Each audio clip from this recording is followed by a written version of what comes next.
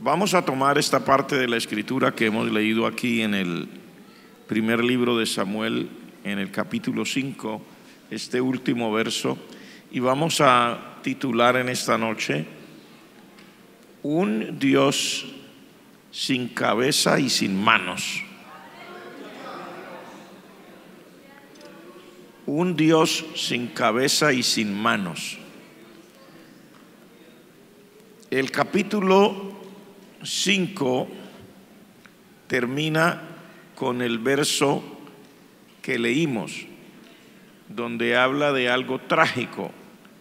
Dice: los que no morían eran heridos de tumores, y el clamor de la ciudad subía al cielo. El capítulo que leímos lo queremos usar para hacer una aclaración que debe haber en el corazón del ser humano acerca de quién es el Dios al que le servimos.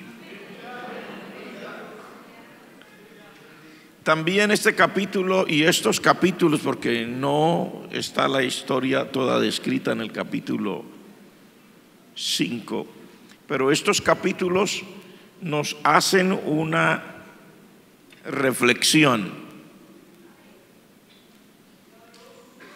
Primero, ¿quién es el Dios al que yo le sirvo?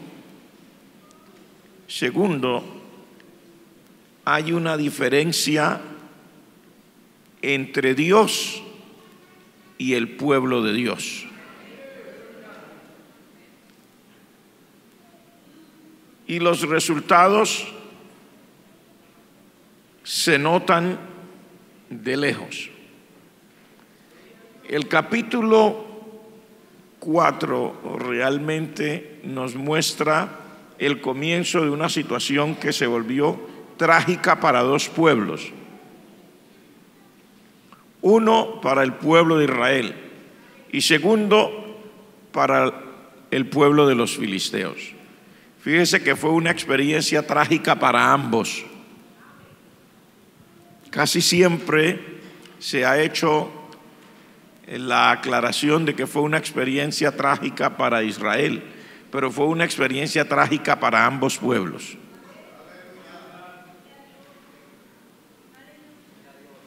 Esta historia se relata en el tiempo de los jueces.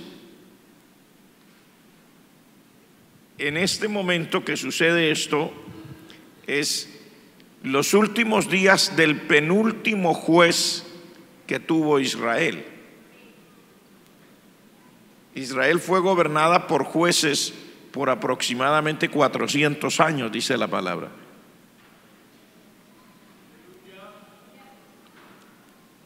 El penúltimo juez es el que aparece en esta historia como uno de los actores importantes. Es el juez que al mismo tiempo era sacerdote y que también era muy viejo, dice la palabra. Incluso había llegado a quedar ciego. También la escritura dice que era un tiempo de mucha angustia espiritual para Israel, porque no había palabra de Dios con frecuencia. La vida espiritual se había ido secando. Y también se relata el pecado de unos jóvenes sacerdotes que menospreciaban las cosas de Dios, y todo eso había llevado a una situación en que el pueblo no tenía cómo ver una salida. Todo el mundo, siempre que hay crisis y que hay problemas, quiere encontrar una salida. El problema es cómo salir, cuál es la salida. Y aquí encontramos que la situación a la que había llegado Israel los hacen en este capítulo 4, que es el capítulo anterior, tener una guerra en la que ellos de antemano sabían que estaban en desventaja. Habían sido oprimidos por los filisteos. Los filisteos eran un pueblo que habitaba básicamente 5 ciudades y los campos de sus alrededores. Así eran básicamente la composición política de los lugares donde se encontraban en lo que hoy llamamos el Medio Oriente, o que la gente llegó a llamar Palestina. Palestina fue el nombre que recibió esa tierra después de que los romanos llegaron y ellos le pusieron ese nombre, Palestina. En otras palabras, en la antigüedad fue llamada la tierra de Canaán. Los filisteos habitaban básicamente 5 ciudades. Una se llamaba Asdod, otra se llamaba Ecrón, otra se llamaba Gat, otra se llamaba Gaza. Y permítame, y recuerdo la última, Ascalón era la otra ciudad. Estas 5 ciudades eran las 5 ciudades principales de los filisteos. Eran un pueblo bastante fuerte, habitaban en la costa, cerca de lo que hoy, cuando usted mire en el mapa y ve en la tierra de Israel una franja ahí que le llaman la franja de Gaza. Por ese pedazo de ahí estaban ubicadas estas 5 ciudades de los filisteos. Precisamente esa franja, todavía ese pedazo de tierra, le llaman Gaza. Gaza era una de las ciudades hace muchísimos años, miles de años atrás. Cuando Israel llega a poseer la tierra que Dios le había prometido a Abraham, a Isaac y a Jacob, ellos tenían no solamente la promesa, tenían que luchar para poseer esa tierra.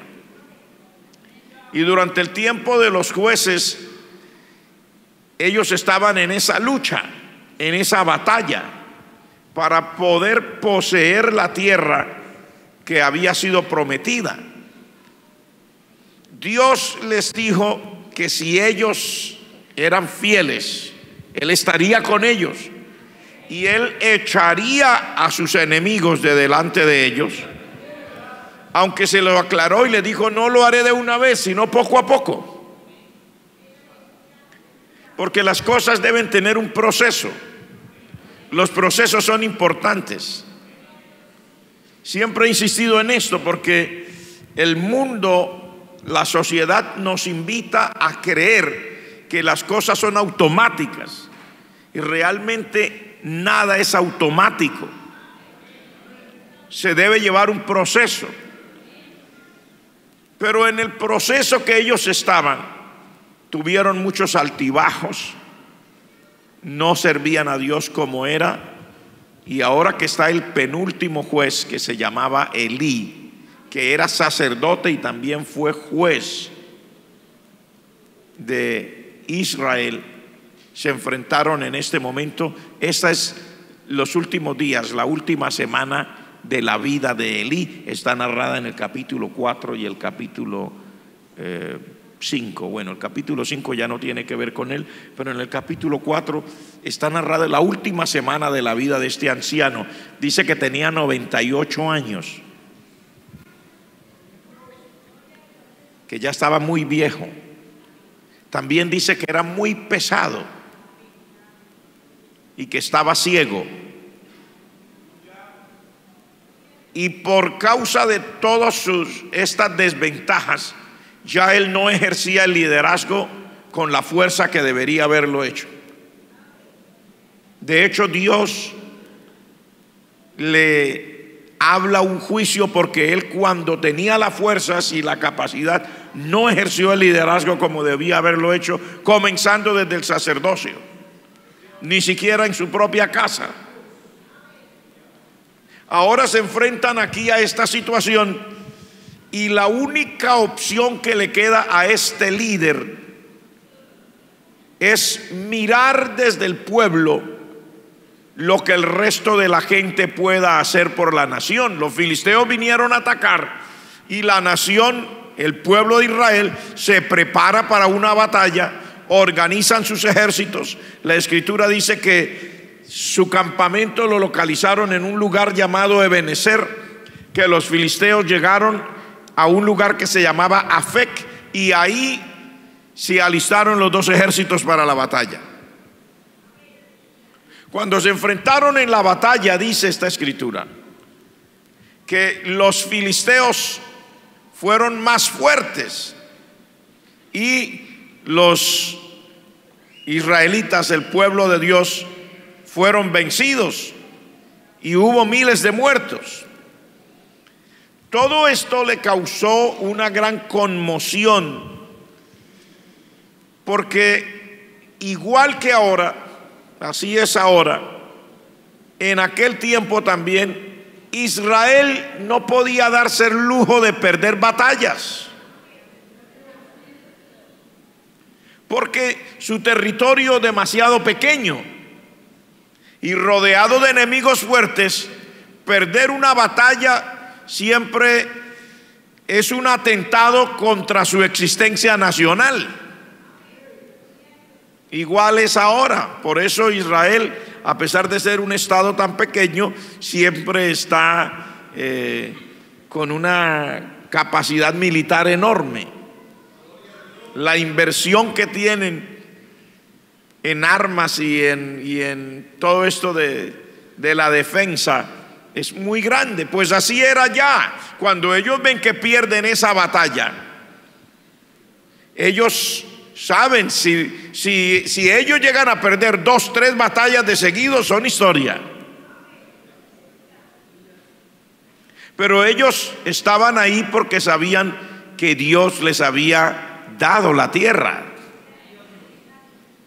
Entonces tenían que depender de Dios, necesariamente tenían que depender de Dios. Y déjeme decirle que a la larga todos nosotros tenemos que depender de Dios. Llámese Israel en aquel tiempo, llámese el Israel moderno, llámese la persona que considera que es cristiana evangélica, o llámese la persona que considera que es creyente pero que no es evangélico, o llámese la persona que dice que es agnóstico o que dice que es ateo. Cualquier persona necesita depender de Dios por una sola razón: porque Él es nuestro creador y porque sin Él no hay ninguna ventaja. Las naciones han probado a través de la historia, los pueblos han probado a través de la historia, han querido a través de la historia sacudirse de Dios, ¿verdad? Voy a sacudir a Dios de mi pensamiento, voy a sacudir a Dios de mi filosofía, voy a sacudir a Dios de mi manera de pensar, voy a sacudir a Dios de mi entorno, voy a sacudir a Dios de la nación, voy a sacudir a Dios de la escuela. Pero al final la gente sabe, habrá que volver los ojos a Dios. Habrá que volver los ojos a Dios, porque sin Dios no somos nada. Ellos, al verse que pierden esa batalla, dijeron: no, nosotros necesitamos la ayuda de nuestro Dios. Y dijeron: lo último que nos queda es que mandemos a traer el arca del pacto de Jehová, el arca del pacto de Dios, que estaba ya en un lugar llamado Silo, en la tierra donde ellos estaban viviendo. Y mandaron a buscar el arca de Jehová. Yo les he explicado en ocasiones anteriores lo que era el arca, ¿verdad? El arca del pacto de Dios, que visto humanamente así nomás, pues era un cofre de madera recubierto en oro. Era madera de acacia recubierto en oro. Era rectangular, tenía una tapa, tenía también unos anillos laterales por donde cruzaban unas varas que también estaban recubiertas de oro, para que los levitas las pusieran sobre sus hombros y cuando hubiera que transportar el arca, pues la pudieran llevar. A los ojos de cualquiera es algo sencillo: una caja dorada de madera recubierta en oro. Ahí adentro estaba tres cosas importantes, dice la Biblia. Dentro estaban las tablas de la ley con los mandamientos que Dios le ordenó a Moisés. Estaba la vara de Aarón que reverdeció, y también guardaban una muestra del maná, que es la comida que comió el pueblo de Israel por 40 años en el desierto. El arca siempre en la casa de Dios estaba en un lugar llamado el lugar santísimo, que era un lugar donde no tenían acceso sino solamente el sumo sacerdote una vez al año, para entrar, ofrecer un sacrificio, una intercesión, una oración, y presentar la sangre del sacrificio que se había hecho y ponerla sobre la tapa del arca. Eso era básicamente lo que pasaba con el arca. El arca pues era un tesoro muy apreciado para el pueblo de Israel, porque el arca significaba para el pueblo la presencia de Dios con ellos. Cuando la escritura dice que se manifestaba la gloria de Dios y que la nube de Jehová descendía sobre la casa de Dios, dicen los eruditos y los historiadores que realmente bajaba una nube con forma de como un embudo, ¿sí? Y bajaba y entraba por encima de la casa y se posaba encima del arca de Jehová. A eso le llamaban los judíos la Shequina de Jehová. Eso era lo que ellos llamaban la Shequina de Jehová, o sea, la gloria de Dios manifestada en forma de una nube que descendía y que se posaba encima de la casa de Dios y pasaba y entraba directamente sobre el arca. El arca era lo más santo, era la presencia de Dios, por eso estaba en el lugar santísimo. Por eso en inglés decir el lugar santísimo se dice el lugar más santo. Dice lo más santo de lo más santo. Cuando ellos ven que están perdidos en la batalla y que se amenaza su existencia como tal, ellos dicen pues que traigan el arca de Jehová. Y fueron allá los mensajeros y le dijeron, y vinieron unos sacerdotes con el arca. Algo temerario, porque el arca de Dios debía estar en la casa de Dios. Pero era una acción desesperada de un pueblo que sabía que sin Dios estaban perdidos. Y que solo la presencia del Señor con ellos podía librarlos. La ecuación era correcta. Solamente Dios con nosotros puede sacarnos adelante. Si usted no está con el Señor de su lado, como dice la palabra de Dios, a no haber estado Jehová por nosotros, vivos nos habrían tragado nuestros enemigos. O sea, si Dios no está con usted, si el Señor no está de su parte,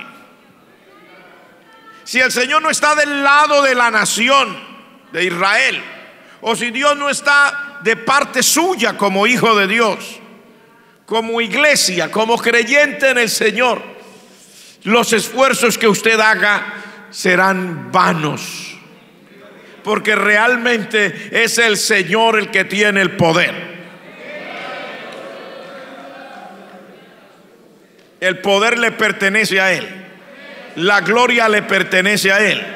Cuando Isaías vio la visión allá, cuando él estaba mirando esa visión y vio la casa de Dios, dice, y vio que las faldas, o sea, los bordes del manto del Señor, que él lo vio sentado en un trono alto y sublime, dice, llenaban el templo. Dice, y la gloria de Jehová, la nube de Jehová llenó la casa.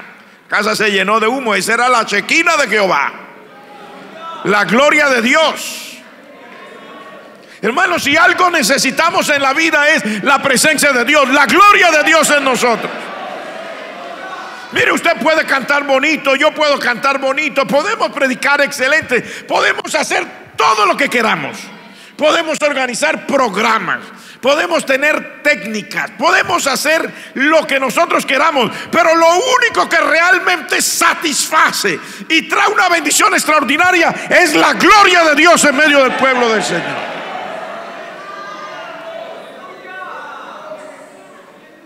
La gloria de Dios. Sin esa gloria de Dios, hermano, no hay nada. Sin esa gloria de Dios quedamos nosotros entre dos aguas.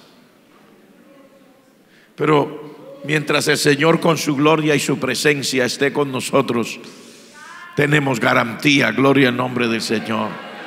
Mire, eso es una cosa extraordinaria. Por eso le digo que este pasaje nos trae una enseñanza tremenda. La diferencia entre el pueblo de Dios y Dios. Una cosa es el pueblo de Dios y otra cosa es Dios. El pueblo de Dios somos usted y yo, compuesto por personas, a veces fieles y otras veces infieles.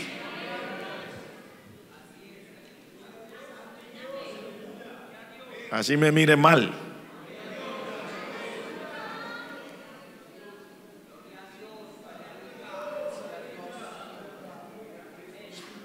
A veces cantando y a veces llorando.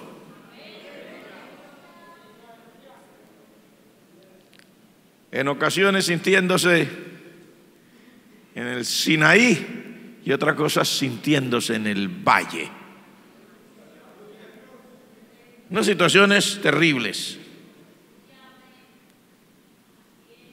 Pero hay mucha diferencia entre Dios y el pueblo de Dios. Y yo quiero llevarlo en esta noche a hablar de Dios más que del pueblo de Dios. Porque el pueblo de Dios es imperfecto, el pueblo de Dios falla. No es lo que queremos, pero el pueblo de Dios falla. Mucha gente de nosotros fallamos.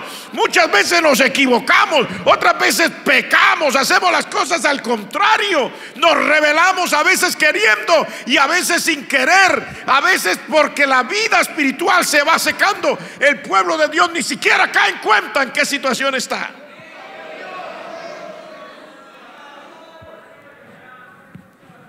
Es la verdad. A veces el pueblo de Dios ni siquiera cae en cuenta en qué situación se encuentra. A veces la palabra sale y como que no haya. Es en el momento de estas crisis como aquí, donde ellos ven amenazada su existencia nacional, su existencia como pueblo. Ven a unos filisteos que tenían una capacidad enorme para la guerra, que los acaban de derrotar en la primera batalla y mañana será otro día. ¿Y cómo vamos a hacer? Salen corriendo a buscar la presencia de Dios y a traer la presencia de Dios. Salen corriendo a buscar el arca de Jehová y la encontraron y la trajeron. Bendito sea el nombre del Señor.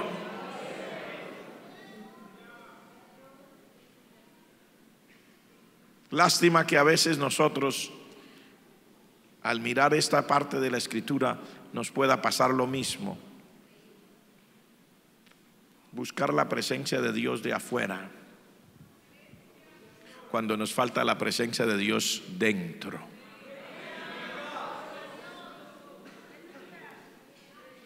Sí, señores. ¿Sabe dónde es más efectiva la presencia del Señor? Aquí por dentro. Levante la mano el que entiende lo que le quiero decir. ¿Sabe dónde es más efectiva la presencia y la gloria de Dios? Aquí dentro de nuestro corazón. Gloria al nombre del Señor. Para que sea lo que sea, pase lo que pase, estemos donde estemos, la presencia de Dios no tenga que ser transportada externamente, porque ya va por dentro del creyente. Gloria al nombre de Dios, porque ya va en el corazón de la iglesia. Oh, que la gloria de Dios descienda. Ahí en esa visión el profeta vio que los querubines gritaban: santo, santo, santo Jehová, Dios de los ejércitos, llenos están los cielos y la tierra de su gloria. Dice, y los quiciales de la puerta se estremecían, como que se iba a salir los marcos de la puerta del lugar. Es eso lo que debe pasar por dentro de nosotros, que la presencia de Dios se mueva de tal manera que parece que nosotros se nos vaya a salir las cosas de su lugar, el marco de la puerta del sitio, que se sacuda toda nuestra vida interna, se sacuda nuestra manera de vivir para Dios, se sacuda nuestra relación con Dios, se sacuda nuestra vida de oración, porque necesitamos ser sacudidos por la presencia de Dios. Aleluya, gloria a su nombre. Si no somos sacudidos por la presencia de Dios, aunque externamente nosotros queramos mover el arca, pero esto debe ser aquí interno. Por eso muchos de nosotros fallamos y esperamos venir al culto a ver cómo está, y nos sentamos algunas veces a mirar a ver si el culto va a estar bueno para yo dar gloria a Dios, y si no, pues ahí me voy a quedar y voy a irme diciendo: el culto no estaba bueno, algo faltó en el culto, porque estamos dependiendo de una experiencia externa. Pero la gloria de Dios debe estar manifestada en nuestra propia vida, en nuestro propio corazón, para que cuando lleguemos a la casa del Señor no sea sino poner junto la presencia de Dios que está en usted con la presencia de Dios que está en el de al lado, con la presencia de Dios que está en el de la fila de atrás, con la presencia de Dios que está en el de la fila del medio, con la presencia de Dios que está... Eso sería una cosa tremenda. Gloria al nombre del Señor. Sería un sacudón terrible. Gloria al nombre de Jesús. Porque la presencia de Dios es real y la gloria de Dios no ha cambiado. Los seres humanos hemos cambiado, y nosotros cambiamos en nuestra manera de ser, pero la presencia de Dios no ha cambiado. Hay una diferencia entre el pueblo de Dios y Dios. Aquí está el pueblo de Dios. Estamos reunidos como pueblo de Dios. Y algunas veces tenemos nuestros propios temores.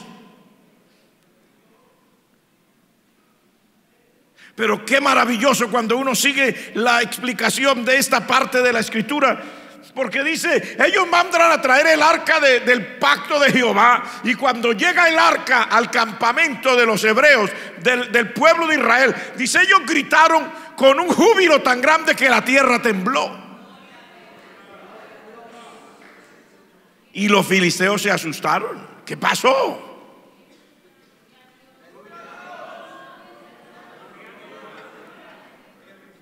Y le dijeron, no, es que trajeron el arca del pacto de Jehová al campamento de Israel. Y los filisteos eran inconversos, oiga eso. Y mire lo que dijeron: ay de nosotros. ¿Sí ve la diferencia entre el pueblo de Dios y Dios? Dijeron, ay de nosotros, porque antes de ahora no fue así. ¿Quién nos librará de la mano? Y ellos, como eran politeístas, creían que eran varios dioses. ¿Quién nos librará de la mano de estos dioses? ¿Se da cuenta que hay una diferencia entre el pueblo de Dios y Dios? El día anterior estaban peleando con el pueblo de Dios, pero hoy se enteran de que ha llegado Dios. Dijeron: ay de nosotros, porque estos son los dioses que hirieron a Egipto con toda plaga en el desierto. Ay de nosotros, porque ahora ya no vamos a pelear con el pueblo de Dios, ahora nos va a tocar pelear con Dios.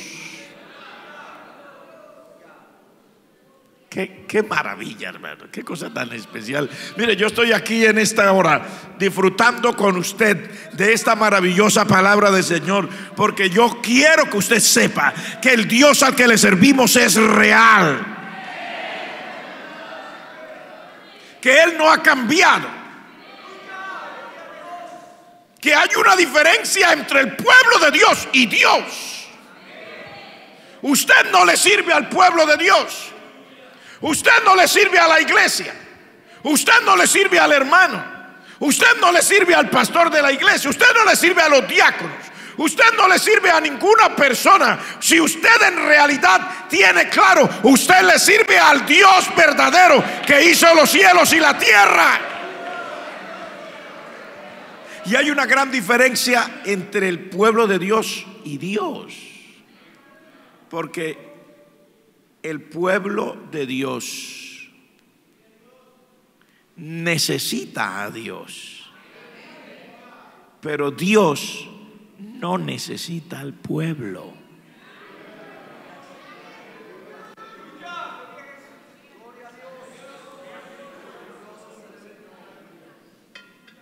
Usted necesita la gloria de Dios para salir victorioso. Yo necesito la gloria de Dios para salir victorioso. El pueblo necesita la gloria de Dios para salir adelante en todo, pero Dios no necesita del pueblo para salir adelante. Dios es soberano. Si el pueblo se queda sin Dios, el pueblo será derrotado. Pero si Dios debe actuar solo, siempre sus enemigos son derrotados. Y esta es la experiencia de este pasaje. Dice la escritura: entonces los filisteos se dijeron unos a otros: pues entonces seamos hombres, seamos valientes, esforcémonos, porque si no tendremos que servirle a esta gente de Israel. Y dice que ese día la batalla fue feroz, terrible. Pero los filisteos volvieron a ganar esa batalla y mataron 30,000 hombres de Israel. Los desbarataron. Los israelitas salieron huyendo, cada uno de los que quedaron vivos, a sus tiendas. Y los filisteos, en medio de su euforia, se robaron el arca de Jehová. En medio de su euforia dijeron: ahora sí los vamos a, mire, ahora sí los tenemos totalmente dominados, ahora le robamos a Dios. Porque para ellos el arca era Dios. Les robamos a Dios y nos vamos a llevar al Dios de ellos. Y se lo llevaron, según ellos, ¿no? Se llevaron a Dios. O sea, cuando ellos ven el arca, esa caja cubierta en oro rectangular, que era muy preciosa, que tenía un estilo maravilloso, se la roban. Dijeron: nos robamos a Dios. No solamente los derrotamos, los dejamos sin Dios.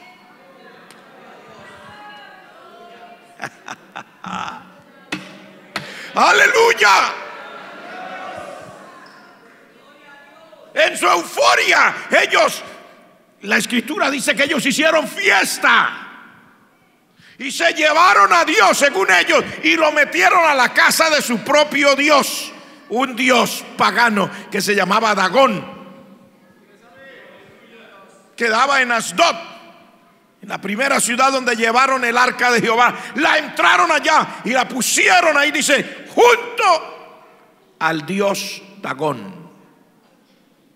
Y dijeron, ahora sí, estamos completamente en ventaja. Derrotamos a Israel y los dejamos sin Dios. Y tenemos a Dios aquí encerrado ya. Pero hay mucha diferencia entre el pueblo de Dios y Dios. Alabado sea el nombre del Señor. Dios no necesita que usted lo defienda. Dios no necesita un pueblo para defenderlo. A Dios no se lo puede robar nadie.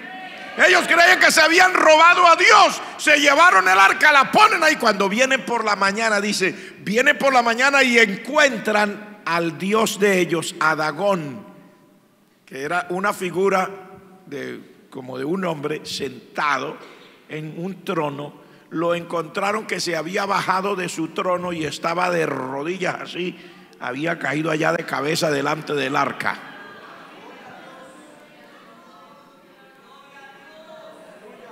Pero como el que no quiere creer no cree, y qué casualidad cómo se vino a caer en este momento Dagón. Y vinieron y lo ayudaron otra vez, lo levantaron y lo pusieron otra vez en su trono.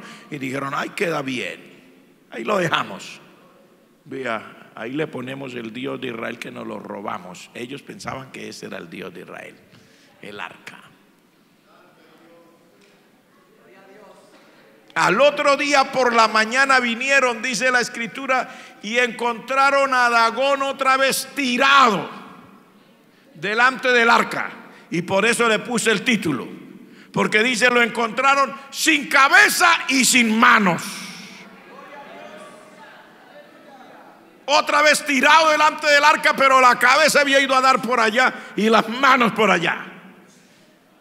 Y ya no había manera de volver a sentar a ese Dios sin cabeza y sin manos. Porque lo que yo le he querido mostrar a usted en esta noche a través de esta palabra es que cualquiera que se atreva a retar a Dios,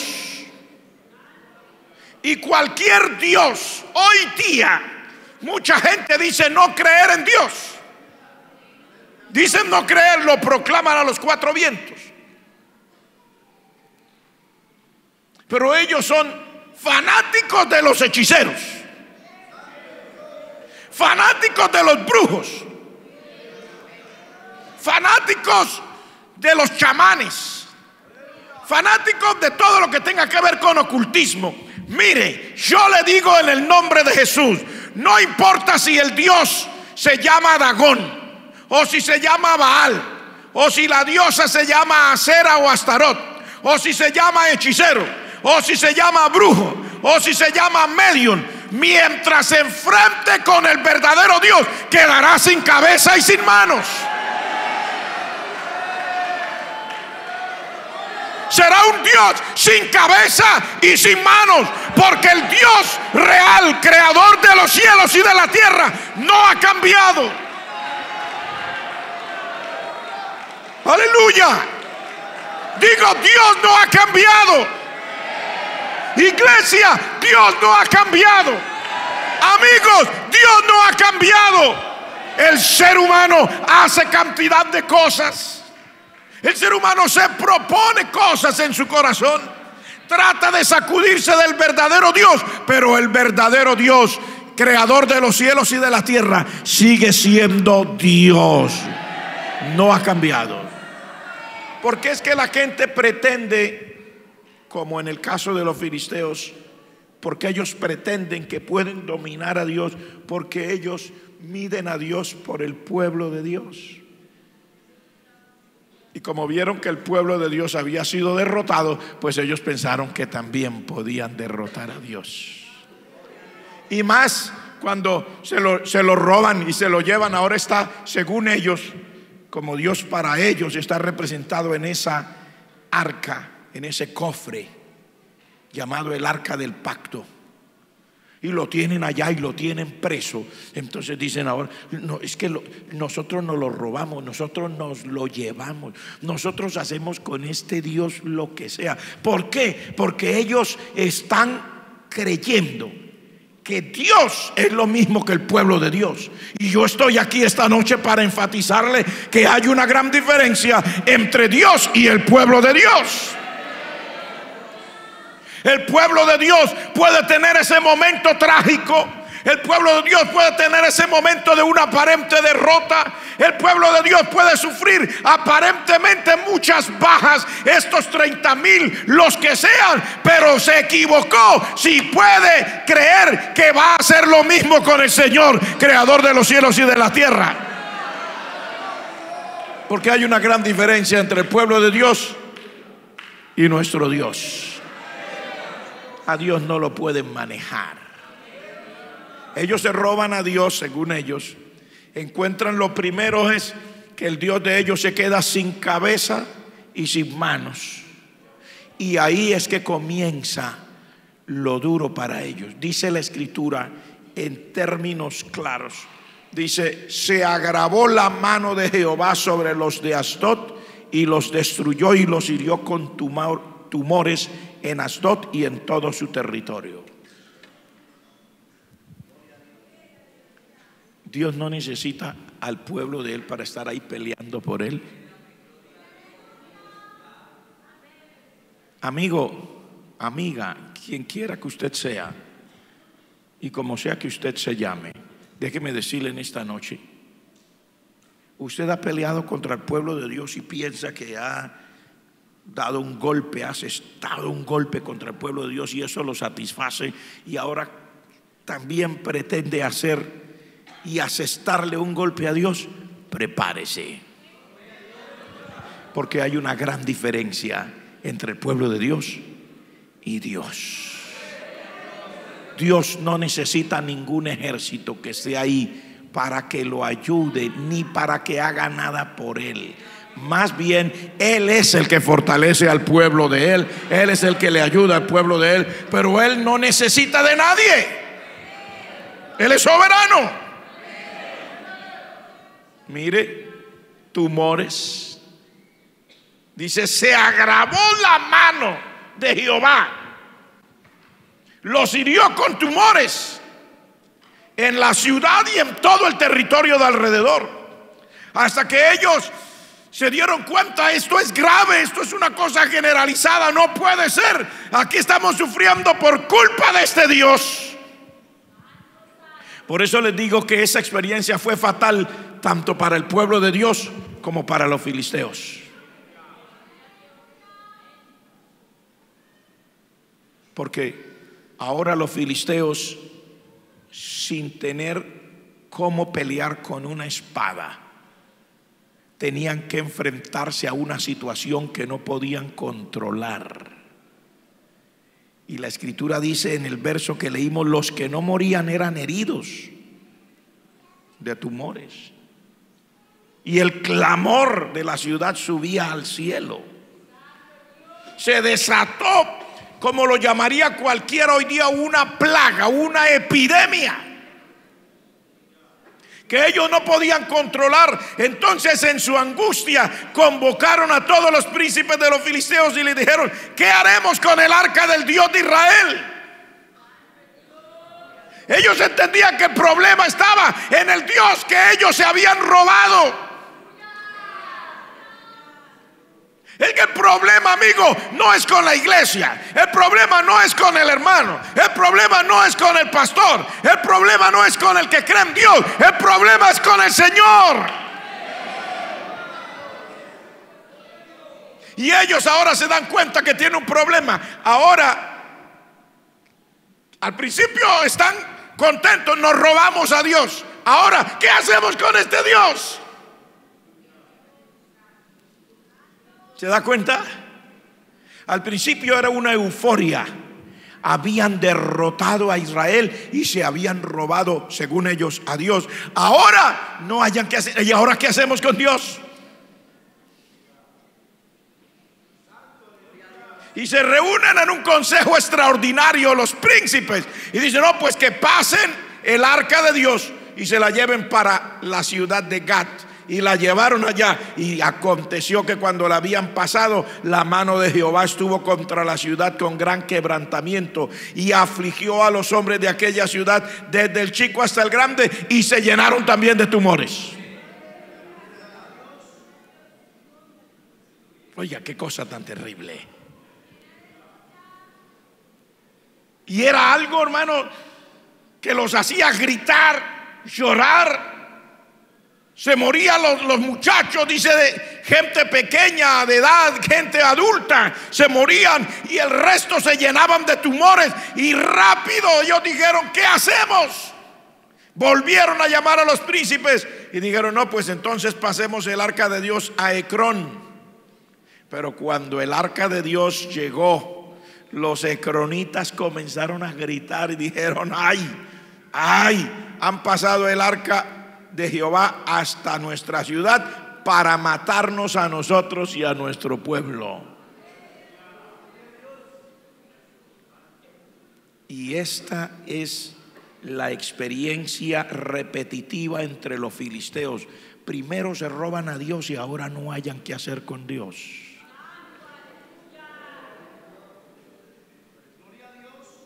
¿Sabía usted que el Dios al que le servimos está vivo? ¿Cuántos sabían que el Dios al que le servimos está vivo? Y no solo está vivo, tiene el mismo poder de siempre. Y no necesita una espada en la mano para arreglar cuentas con nadie. Gloria al nombre del Señor. Pero lo mejor que usted puede hacer, que yo puedo hacer en esta noche, es reconocer a nuestro Dios y servirle de todo corazón. Humillarnos delante de Él, reconocer nuestros pecados, aceptar nuestra condición, pedirle perdón y servirle, porque Él es bueno y para siempre es su misericordia. A menos que usted quiera enfrascarse en una batalla con Él, y entonces sabrá a qué le sabe a cualquiera en esta vida que se atreva a pelear con Dios.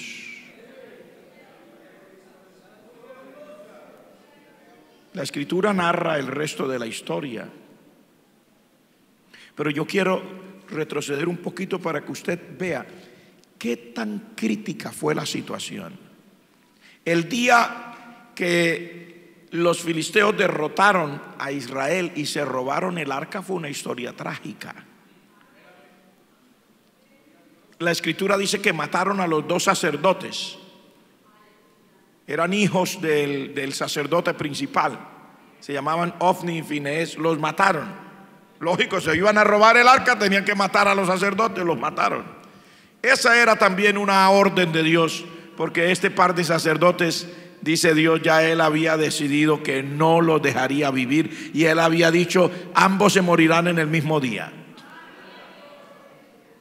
Cuando esto pasa, uno de los sobrevivientes, que era de la tribu de Benjamín, salió como mensajero corriendo y vino hasta el lugar donde estaba el juez, donde estaba Elí, para traer la noticia que Israel había sido derrotado y que habían 30,000 muertos en el campo de batalla. Qué noticia, hermano. La escritura dice: venía con los vestidos rotos y con tierra que él mismo se había echado encima de la cabeza. Venía gritando, venía llorando, venía con un dolor en el alma muy terrible, venía con la desesperación más tremenda, porque no solamente habían matado a los sacerdotes, no solamente había 30,000 muertos, los filisteos se habían robado el arca. Quedarse sin el arca era para ellos quedarse sin Dios. Y él llegó con esa desesperación. Cuando llega a la ciudad, le da la noticia a la gente en la ciudad. Todo el mundo gritó de la angustia. Se armó un alboroto. Viene la desesperación. Y entonces el juez, que era el sacerdote de 98 años, ciego, muy pesado, la escritura dice que él había estado sentado a la puerta de la ciudad, a la orilla del camino, esperando noticias. Cuando él oye el alboroto, pregunta: ¿qué pasó? Entonces le dijeron: espere, y le mandaron a traer al mensajero. Y el mensajero le trajo la noticia, le dijo: Israel fue derrotado, hay 30,000 muertos en el campo de batalla. También mataron a sus 2 hijos. Y él preguntó: ¿y el arca? Porque él sabía lo que eso significaba. Y el arca, le dijeron: el arca se la robaron los filisteos, se la llevaron. Dice la escritura que el impacto de la noticia del arca golpeó tan fuertemente a ese hombre anciano, dice, cayó hacia atrás de su silla. Era muy viejo y muy pesado y ciego. Tal vez le dio un ataque al corazón, no se sabe qué fue lo que le pasó, pero dice: se cayó hacia atrás y se desnucó y murió. Pero en ese mismo momento la noticia corre como pólvora por esa ciudad de Silo, y llega la noticia hasta la casa donde deberían estar los hijos, que ahora estaban muertos. Y la nuera de este sacerdote y juez, la mujer de Finés, estaba embarazada, y ya el embarazo estaba adelantado, y ella oyó la noticia: Israel ha sido derrotado, hay 30,000 muertos. Y luego oye la noticia: también mataron a su marido, mataron a su cuñado, y llegan corriendo a decirle: si acaba de morir su suegro. Hermano, hay momentos en la vida que no se puede hacer nada. Solo Dios puede solucionar. Pero por si usted no entiende, esta mujer, del golpe de la noticia, dice, le sobrevinieron de repente los dolores de parto, y comenzó el trabajo de parto fuera de tiempo, antes de tiempo, y dice, se estaba muriendo.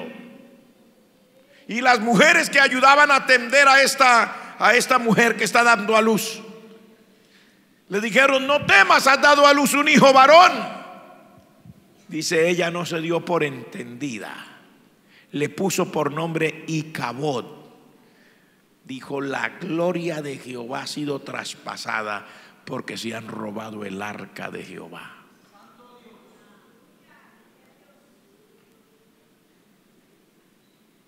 Tantas tragedias en un mismo día. Cualquiera hubiera creído entonces los filisteos fueron los victoriosos. Mire la tragedia de Israel, pero como se lo dije antes, la tragedia fue para ambos pueblos. A Israel porque pierde el arca, porque pierde las batallas, porque está amenazada su existencia nacional, pero también los filisteos porque creyeron que podían pelear con Dios. Creyeron que se podían robar a Dios. Creyeron que Dios era igual al pueblo de Dios, y se equivocaron grandemente.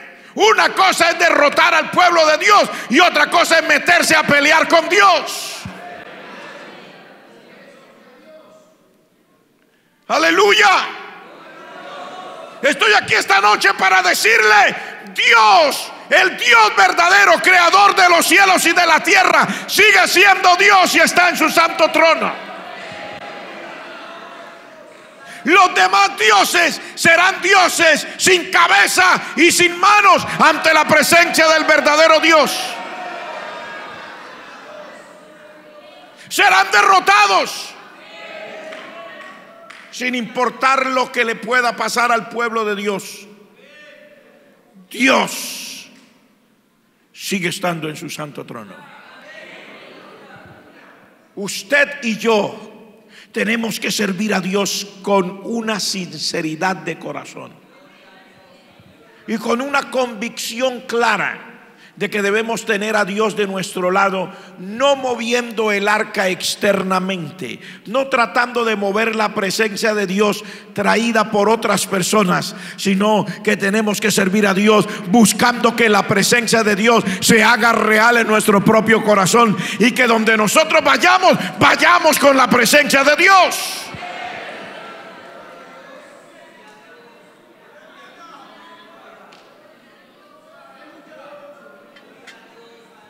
Que si vivimos en un barrio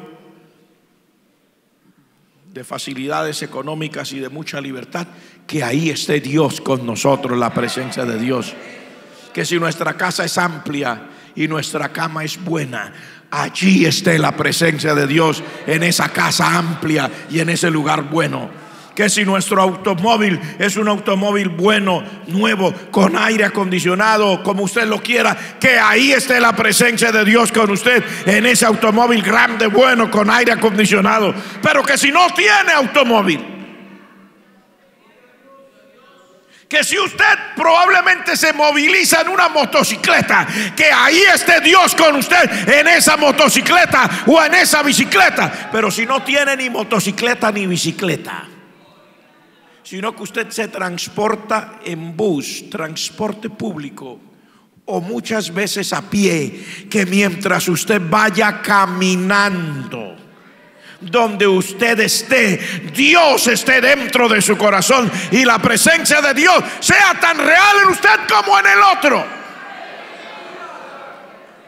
Esto no puede cambiar. La presencia de Dios debe seguir siendo real en el pueblo de Dios. La iglesia no puede cambiar la presencia de Dios por cosas pasajeras. Aleluya.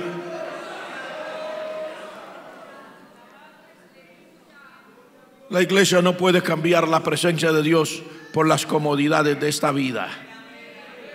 Si Dios le ha dado la facilidad a la iglesia en cualquier lugar del mundo, a cualquier creyente, Dios le ha dado la facilidad de tener un respiro. No importa, disfrute ese respiro, pero que la presencia de Dios sea más grande que el respiro que usted tiene en lo económico, en lo material o en las comodidades. Porque es Dios en usted el que lo librará. Porque usted no le sirve a un Dios sin cabeza y sin manos. Usted le sirve al verdadero Dios, al Dios creador de los cielos y de la tierra. Si usted lee el resto de la historia, que ya no se lo voy a relatar porque es ya el momento de ir terminando. Si usted lee el resto de la historia, usted sabrá que los filisteos tuvieron que devolver el arca. No se pudieron quedar con el arca. Dice la escritura que la pudieron tener por 7 meses. 7. Y durante esos 7 meses casi los sacaba a todos. Solo 7 meses. 7 meses en los que ellos creyeron habían dejado a Israel sin Dios. Pero tuvieron que devolverle el arca del pacto de Dios a Israel, porque la presencia de Dios le pertenece al pueblo de Dios. Se lo digo de nuevo, la presencia de Dios le pertenece al pueblo de Dios. Se lo digo otra vez, la presencia de Dios le pertenece al pueblo de Dios.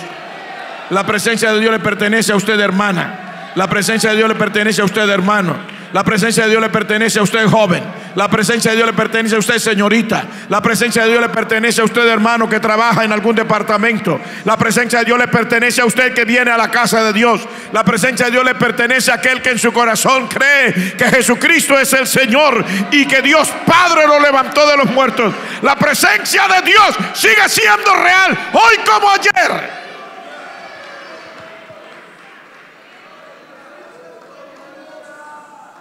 Santo Jehová. Haremos una oración en un instante. Y en esta oración le presentaremos al Señor nuestra vida, para decirle: Señor, sin importar lo que haya pasado, Yo estoy seguro que no le sirvo a un Dios sin cabeza y sin manos. Esos son los dioses paganos, los que siempre andan sin cabeza y sin manos. Nosotros, oh Dios, te servimos a ti y estamos interesados en ti. Y yo lo digo como pastor, a nombre de la iglesia, como si estuviera orando a nombre de todos. Señor, nosotros te servimos a ti, verdadero Dios, creador de los cielos y de la tierra, y nadie nunca podrá robar de la iglesia. Nunca nadie podrá quitar a Dios de la iglesia. Podrán haber batallas, podrán haber muertos, podrán haber heridos, podrán haber momentos de desilusión, pero Dios, el Dios de Israel, el Dios creador de los cielos y de la tierra, el Dios que formó todas las cosas que nosotros vemos y las que no vemos, Él y su presencia le siguen perteneciendo a su pueblo, al pueblo de Dios. Dios le pertenece a usted. La presencia de Dios le pertenece a usted. En esta noche vamos a orar por eso.